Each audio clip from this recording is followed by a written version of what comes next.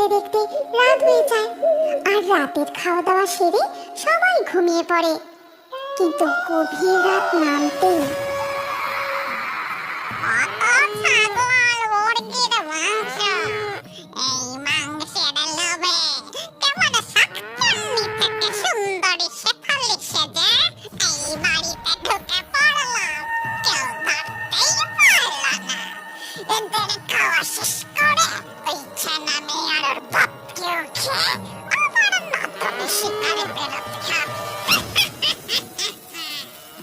এই কথা বলে শাকচুন্নি সেখান থেকে একটা ছাগল তুলে নিয়ে ছিঁড়ে ছিঁড়ে তার মাংস খেতে থাকে।